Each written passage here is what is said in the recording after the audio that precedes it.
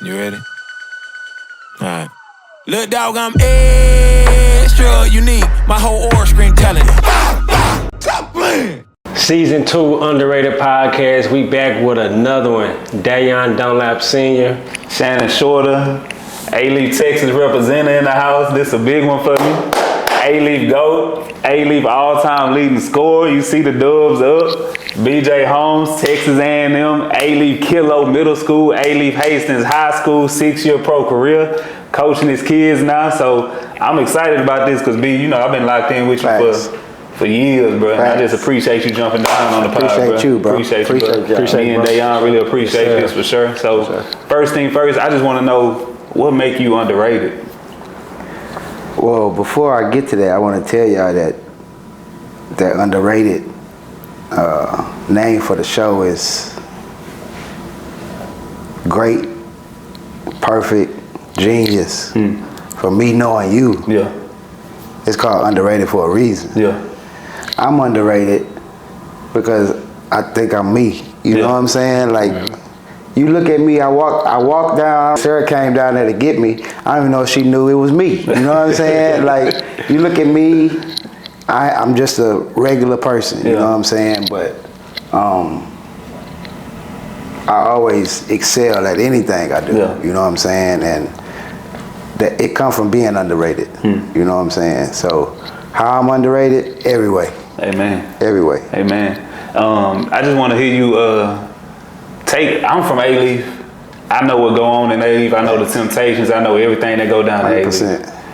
I just want you to take us back to Alief, your experiences. Obviously, your mama, your pop, they've been married, you know what I'm saying? They've been locked in. They supported you for years. And I know them personally, so I know the effect they had on you. So just 100%. Take us back to Alief and how that strong household kept you from jumping off the porch, getting into them situations that occur in Alief. So people got to understand that Alief is a different place, right? Growing up from Club Creek, Sanat, Bissonnet, Derry Ashford, like Cook Road, Summerstone Apartments. Like, when you in those really diverse places with the minorities that stand there, right? You got different situations that pop up every day as far as things that you probably shouldn't get into. For me, when I was young, everybody was smoking Reggie, you know what I'm saying?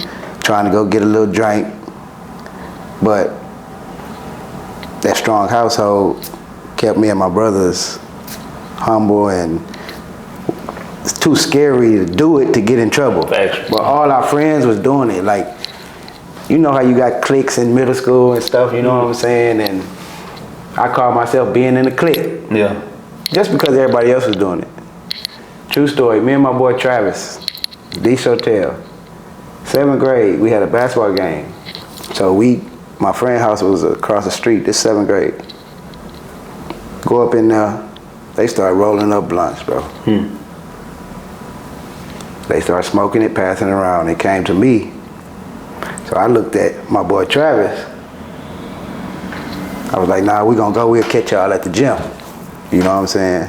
That day right there, 7th grade, let me know that you could pick this direction or this direction.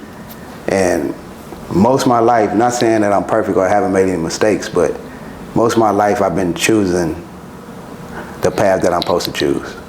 You know what I'm saying? And Alief is a big part of my success, my life, my career. Taking that grit, that chip on your shoulder, always having to prove something every day in the neighborhood with the other kids, you know, competing. I think the essence of my competitive nature comes from Alief. And that's one thing I love about Alief. You know what I'm saying? I hope we get back to it like it was. You talked about, excuse me, coming from a solid foundation, the reference of your parents, and I just learned off camera, you being with your girl since high school and married your wife, excuse me.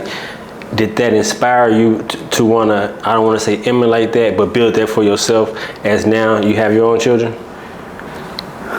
Yes and no, because everybody got their own journey. It might be similar, but you're gonna have your own paths and deviations from whatever road you on. You see what I'm saying? Mm-hmm. But seeing that, I knew it was possible. I can count on probably one hand how many of my friends had mom and dad in their life. Yeah. So with me having both, I think it just the support more than anything. You know what I'm saying? They always being there. If you need to talk, you need to go somewhere. I got 2 other brothers. T-Bone, my little brother, bigger than the big brother, and then I got Clevie, the oldest, you know what I'm saying? So we 4 years apart, but we was always close, you know what I'm saying? And they was right there with us. Going into me and my wife now, like, you get together at such a young age and you go through different processes, you know what I'm saying? You grow, or you grow apart. Our case, we grew together, you know what I'm saying? Yeah. So, I wouldn't change for nothing in the world. You right now you coaching your kid, but also you coach other kids. And speak about your team. You brought us gifts. Yeah, for sure. What's your team? Elite Jays. Elite Jays Basketball Academy. Yeah, appreciate that. One time, let me get a close up. Yeah. Elite Jays Basketball Academy started it up. This will be our 4th year coming spring, summer season. With Jesse White and Selena Rangel out there. We started in Needville, but I've been in Richmond, Rosenberg for the past 12 years. So we moving towards Richmond, Rosenberg, but we get Sugar Land kids, Houston kids, and it's just me giving back.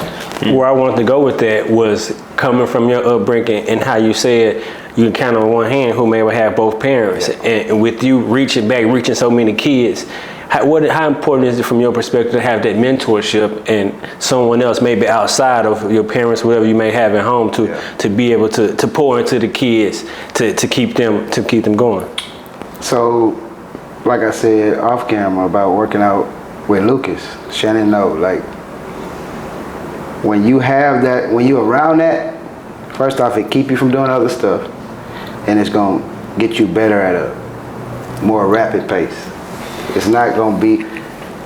It has a chance to get you better at a rapid pace, right? So with me seeing that, like I said, you look at me, you ain't gonna think I play. So the new kids come in, they walk right by me, they don't know nothing. You know what I'm saying? But once they start understanding what I'm trying to give them, then we've seen the growth. We got kids in our program that started 7th grade, 10th grade now, varsity, you know what I'm saying? But it took 3 years. To them, it's forever. To us, it's like that. We know how fast time goes, you know what I'm saying? So that's the big part about it, just putting in that work and having somebody that knows something about what they trying to be or aspire to do in life, you know what I'm saying?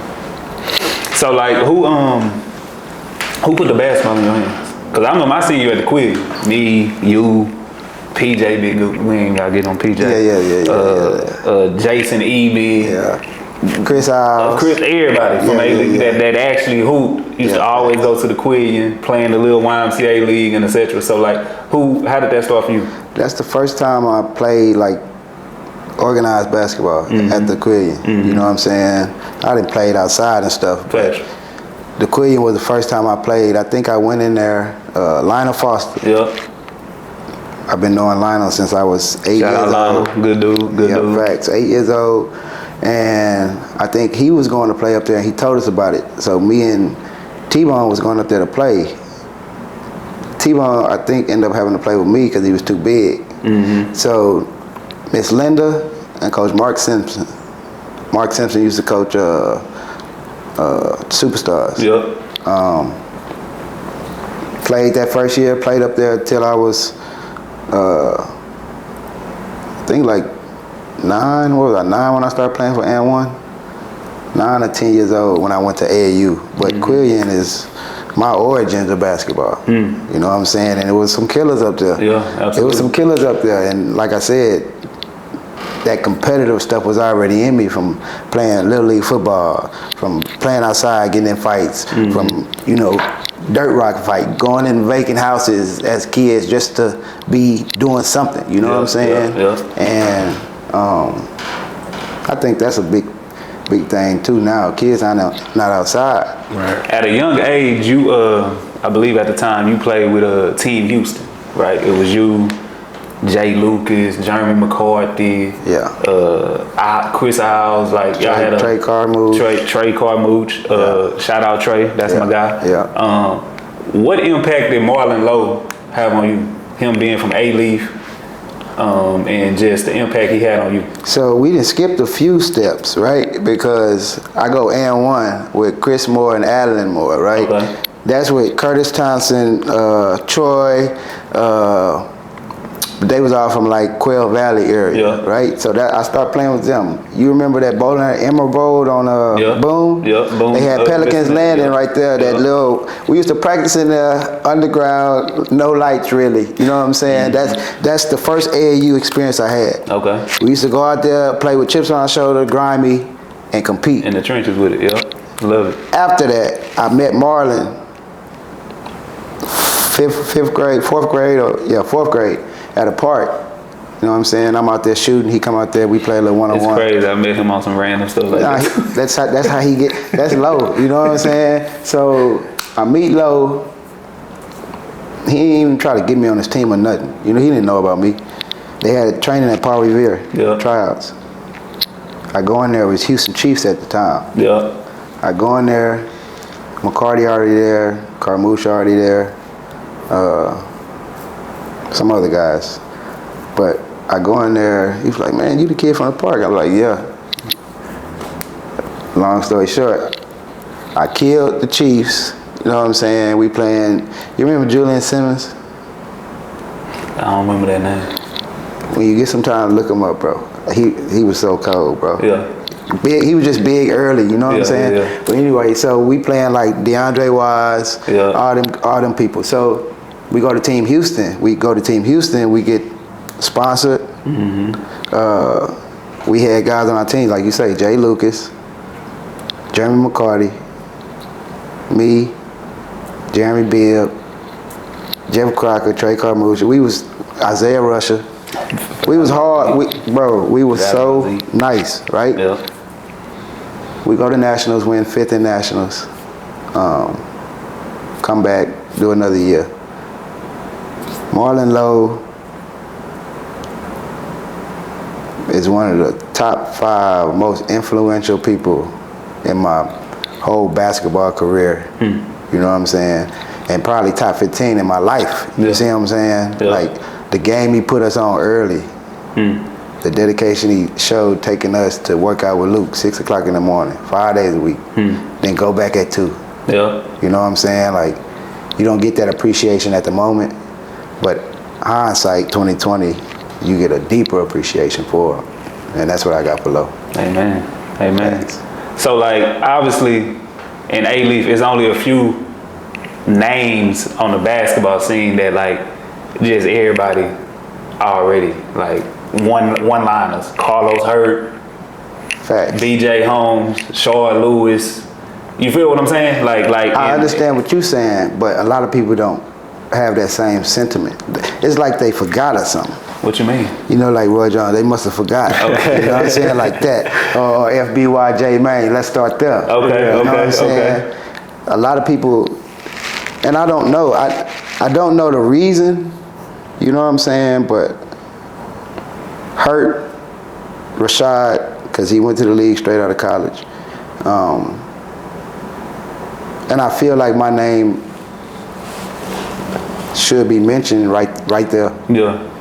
And I'm not saying at the bottom of it. You know what I'm saying? No, I know. I seen your sophomore game against Alief Elsie. I was front row and center. I remember it like it was yesterday. You had the braids, you hitting shots, you going crazy. I think you had 30 that game. I can't remember. It was at Who was influencing you basketball-wise? I had 27 in the first half.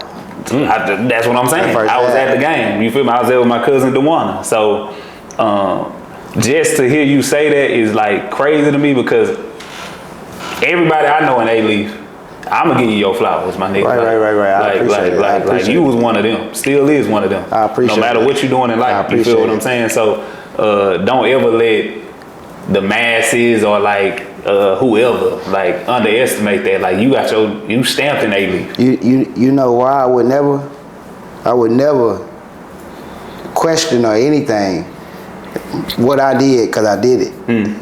I know what I did. Yeah. So it's no tripping for me. I'm just saying I can see too though. Yeah, you know what I'm saying? Yeah. But I'm not tripping on it. I'm just acknowledging it. You know what I'm saying? Yeah. Just as you reflect on during those times and you getting close to you having the success that you having in school, high school, who was kind of around you, guiding you when you were getting ready to kind of start being recruited? So I started getting recruited early, like probably like 8th grade, for real. Okay. And I never heard of that until the real GOAT, Nick Wise, was signed in 7th grade. You know what I'm saying? So I'm like, man, he signed in 7th grade.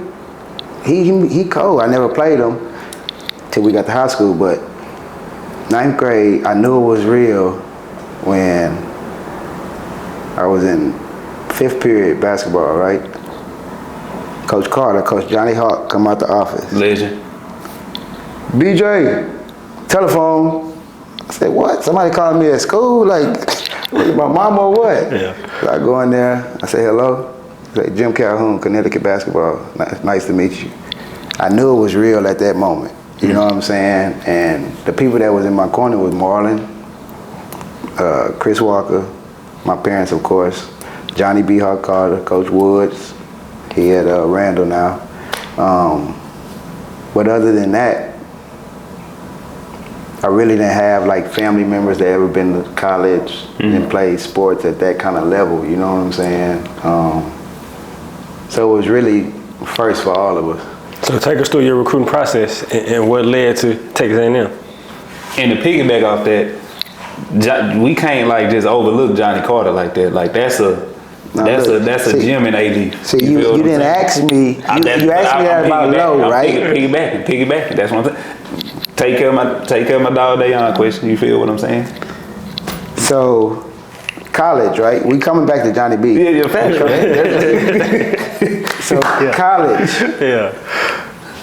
Like I said, I'm going through high school.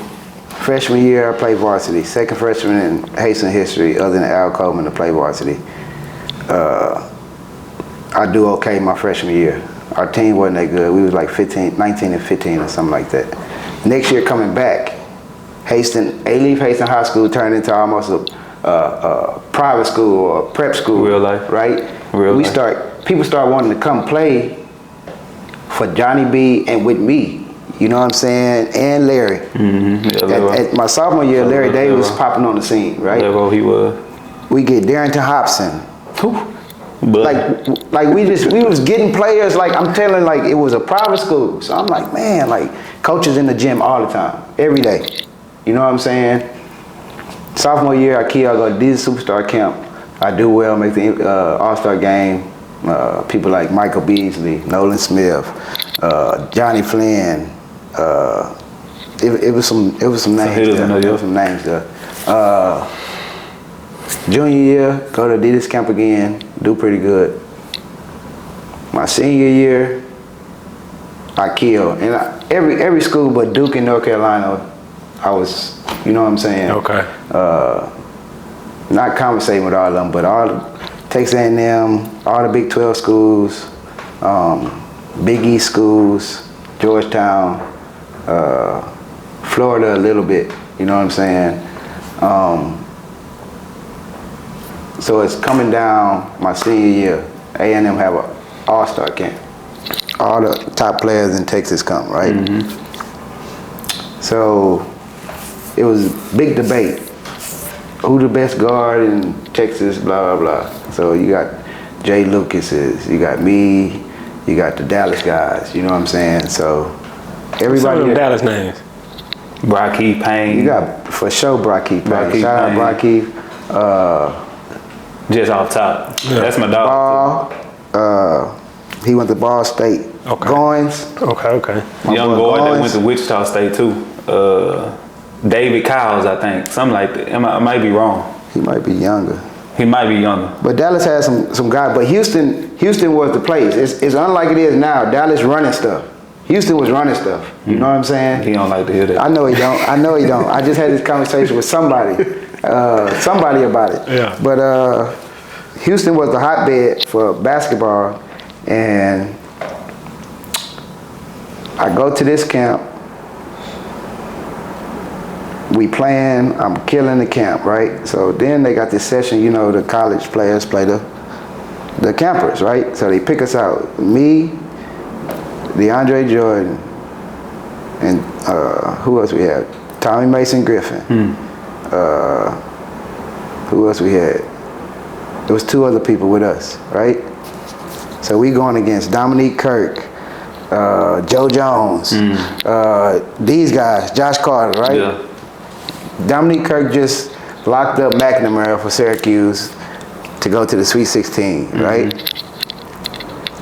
So I'm like, man, we about to play them? Yeah. All right, what's up? Yeah. So we get out there, right? Dominique Kirk guarded me. I hit a tray, right? Go back down, get the ball back. Hit another tray, right? So now they got a guy on the mic emceeing the game. You'll know him if I told you his name. He from Dallas. Big time coach, you know what I'm saying? So I come back down, Dre sent me a screen, I hit another one. Now the gym going crazy, you know what I'm saying? After that day, Billy Gillespie recruited me so hard. Yeah. You know what I'm saying? To tip the balance. It was really out of A&M and Georgetown. You know what I'm saying? They already had Chris Wright, but they were still recruiting me, you know what I'm saying? So I was like, I think that tipped it. So then Dre called me and was like, hey, who recruiting you? So I told him. He was like, well, Georgetown ain't recruiting me, so let's go to A&M. So he committed, and then I committed like a week later. So that's my recruiting. Yeah. You know what I'm saying? That's compacted into 5 minutes of speaking. You know what I'm saying? It's a lot of stuff that go on in recruiting that you'd be sitting here forever. Yeah. You know what I'm saying?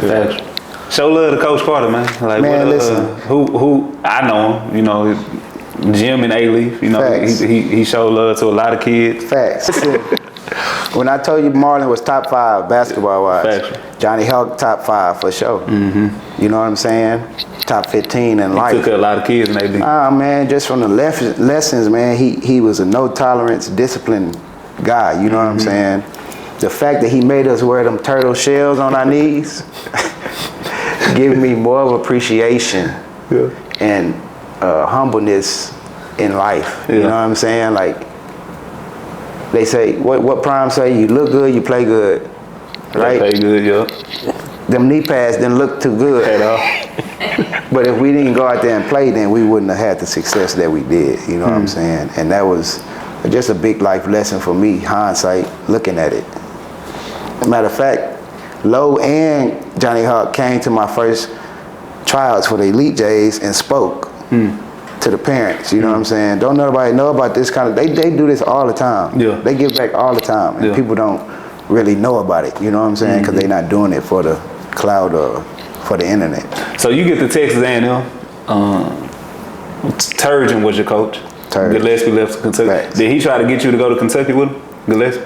Nah, he talked to all of us, but he wasn't trying to get nobody to go nowhere. Okay. You know so like, obviously for the people that don't know, like that coaching change, if a coach didn't recruit you, can like shift the whole dynamic of your career in essence. It could, for sure. So like, what was your experience like with Turgeon, going from somebody who fully supported you, was hell bent on getting you to Texas A&M and Billy Gillespie, to Mark Turgeon, and just how was that experience? So I met with Turge and Coach Pooh. They came to my house when they got the job, right? So he was saying, I didn't even recruit you because I knew I couldn't get you. You know what I'm saying? So I was like, well, he don't even know nothing. He don't know nothing about me. But he was like, we're gonna give everybody a fair chance. Turge is top 5 in my coaches too. So we got Low, Hawk, Turge. That's 3, right? We'll get to the 2 later, maybe, hopefully. So To be, how I want to put this. Since he didn't recruit me, he didn't really know my game. Yeah. You know what I'm saying? But since he said he would give us a fair shot, then I was like, all right, well, let's do it. Mm-hmm. So I went, and I played 6 minutes my freshman year. Yeah. You know what I'm saying? And now I'm thinking like, did I make the right decision and all this? The reason was I didn't play defense. You know what I'm saying? My defense wasn't good enough. But it was still good enough to beat McNeese State, okay? We beat them. we beat them upside the head plenty of times, okay? But it was just frustrating. That first year was my most frustrating year of my life. Not just basketball, just life, period, because of basketball. So I came back that summer, got with Luke again, right with it, and then played 29 plus a game after that. But people don't know how big that was that Gillespie left. When he knew what he wanted to do with me, that's why he recruited me. You see what I'm saying? And instead of me going in there now, I'm learning everything just like everybody else. Yeah. So, and then I probably wasn't physically where I needed to be at when I first got there. Okay. You know, talking about body-wise? Body-wise. Okay. Y'all wasn't lifting at Hazen? We lifted, but not like you lift in college. Yeah, you know what I'm exactly. saying? So obviously it's a learning curve you got to go through, but the situation turned out to be great because I did all the stuff I had to do to stay on the court. Where I wasn't going to put it in his hands. I wasn't going to put it in my coach's hands. I'm going to put it in my hands. Yeah. If I go do what I need to do, he ain't going to sit me. He can't sit me. That's a bar. And I've been like that for all my coaches I ever played for. Yeah, that's for all the little kids out there. Like, facts, like taking charges, diving on the floor, being in the right spot on defense, communicating. They don't take no basketball skill. So let me try to do this as well as I can. I already know I got a cannon. Yeah. You know what I'm saying? Like, I could play offense. I ain't worried about that. Let me do this other stuff. You know what I'm saying? So that's how I think I played as much as I did my last 3 years. So on the court, you started playing. When did you see the college game and the ref did it? Was it a point where it slowed down and you started to realize, okay, if I do these intangible things along with the skill set that I got, you was able to apply that to the team and y'all was able to get some success? After my first year, I had to go through that to see the speed of the game, the physicality of the game, the IQ of the game. And I usually just outthink my opponent, whoever I'm playing, right, to benefit the team. I'm always about team. I ain't never been like no selfish player or nothing like that. Whatever we got to do to win, that's what I want to do, regardless. So with what you said, like after that first year, I gathered all that information, and then I excelled after that. You know what I'm saying? Leader in the Big 12 3-point percentage, like 1,000 points at A&M. Like people don't know this. You know what I'm saying? A sub 6 foot guard to get 1,000 points. It ain't a lot of us. Yeah. You know what I'm saying? Like, but that go back to that Alief and that dog and that competitive nature. Yeah. You know what I'm saying? Like it didn't matter how big he was to me. Yeah. That's just what I was with. You did 6 years pro overseas. Like, how was that experience? Did you enjoy it? Like, what made you stop when you stopped? It was probably the second 6 best years of my life. 4 best years of my life probably been in college, and then after that it was basketball, getting paid to do what you love to do, and now it's being a dad and a husband. You know what I'm saying? So that was the transition. That was the transition for me. But those 6 years playing professional basketball,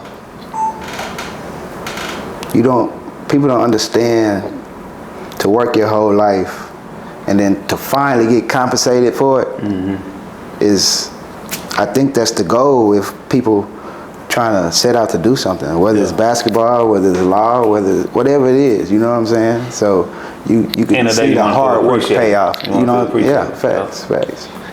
As you reflect and now coaching your son from your college experience, and you just mentioned off camera how he had just a slight 20 ball in the 7th grade game, right? Yeah, 7th. Having the experiences that you had, and now if he goes to college, which I'm sure he inspires to do, how important is that for you to have experience and be able to navigate him through, and what's that relationship and dynamic like as you not only train him but guide him through life and what's to come on and off the court? That's a great question. So now you got the father-son dynamic, right?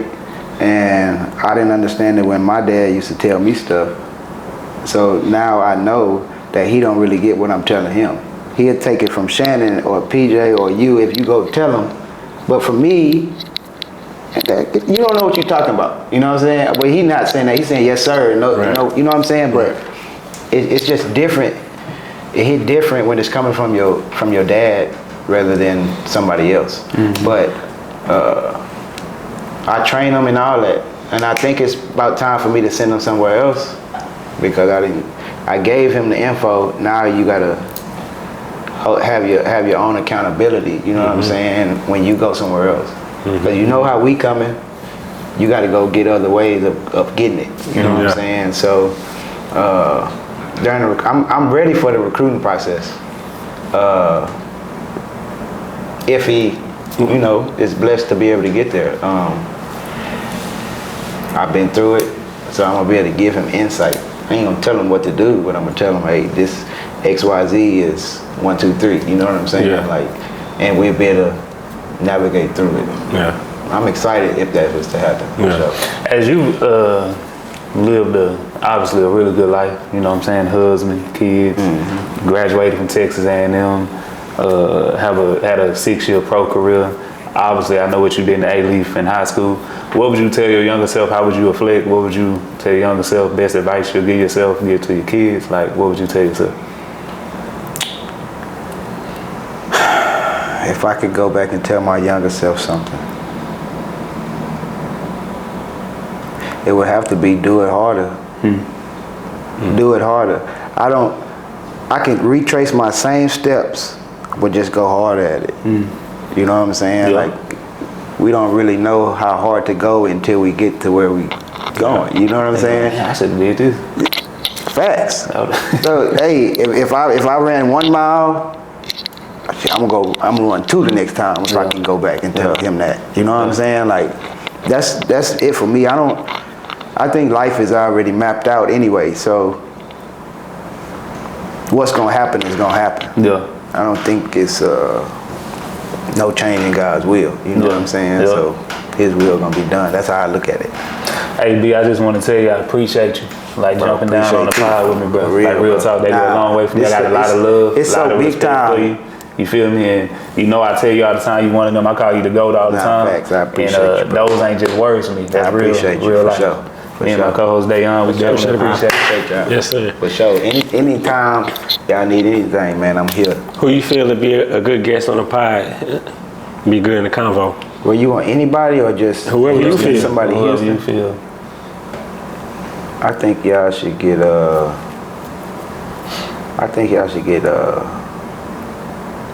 Marlon on here, man. Be Low. I think you should get Low on here. I think you should get Low on here and really talk about.